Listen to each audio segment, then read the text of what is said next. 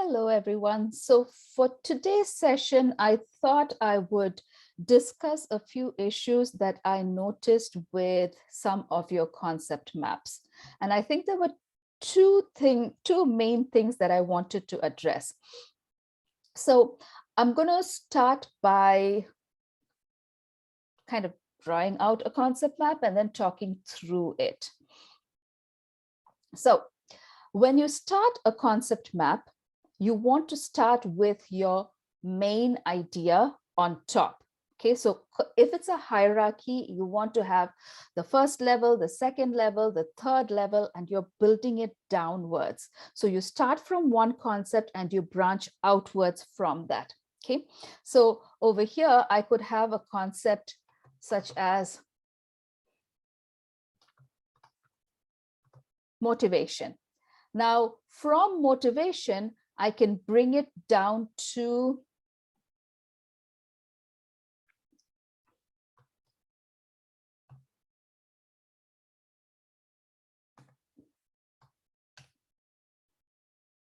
so motivation can be seen as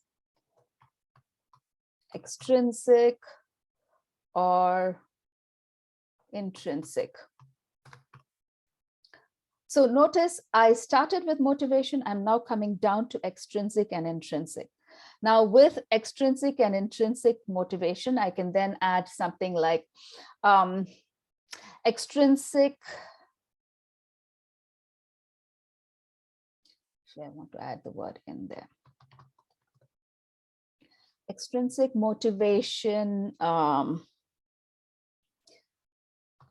influenced by external factors such as job requirements.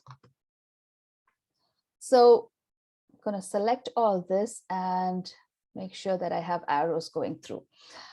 So when I now look at it, I can read this as motivation seen as extrinsic motivation, which is influenced by external factors such as job requirements. I can read through the whole thing and make sense of this. So you're moving downwards and everything is coming out of motivation over here. All right.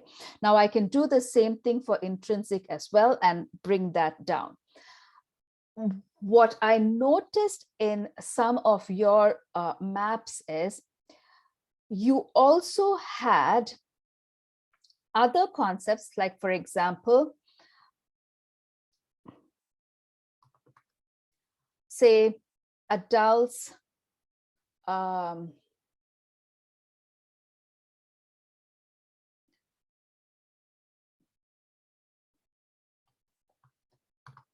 exhibit intrinsic motivation. Right?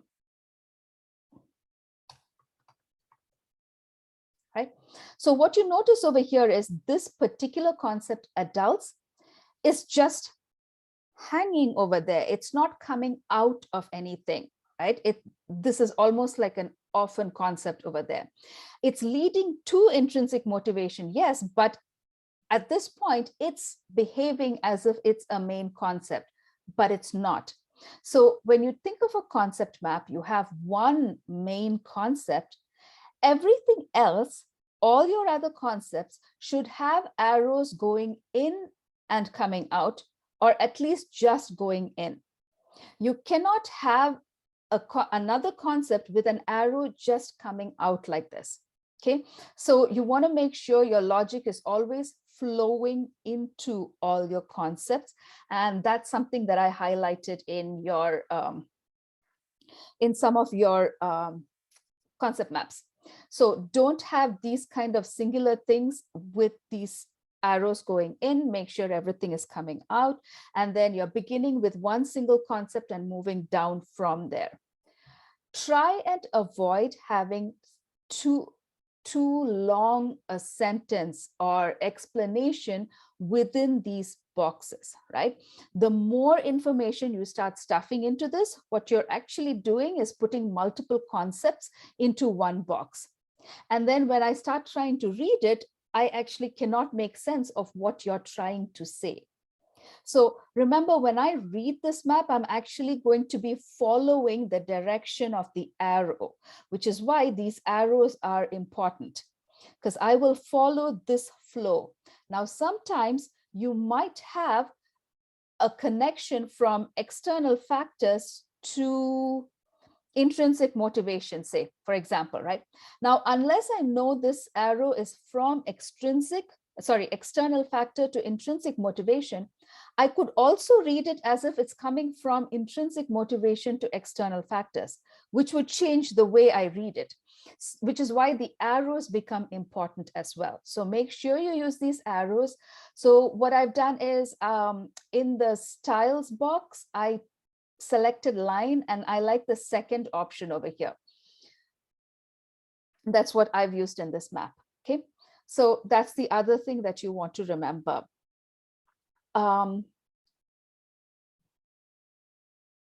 Yeah. Other than that, I think most of you had, what I could see was I could kind of read your logic and what you were trying to say. In many cases, it's just that this was going the wrong way. So you could, if you have something like this, usually if you make this a passive voice, the arrow can change. So for example, if I say adults exhibit intrinsic motivation, if I need to turn this around, all I need to do is say intrinsic motivation exhibited by adults. So it's the same thing. When I flip it around, it becomes passive voice. So that's one way you could redo your map. All right, so those were the key things about the concept map that I wanted to point out. I also want to say, if you want to redo your map, please feel free to redo it and resubmit it. I'm happy to regrade it. What I want at the end is for you to really understand how to do this concept map and get it right. So if you need to resubmit, I am happy to regrade it. Okay, so this grade is not final. You don't have to stress out about that. With that said, if you want me to walk you through your personal CMAP and talk about how you could change it or what changes need to be made, send me an email. We can set up a meeting and I can talk you through it and show you how your specific concept map can be changed to fit the expectations of the assignment itself. Okay, so I just wanted to focus on that for this virtual office hours. Reach out to me if you have any questions. And that's it for today's session.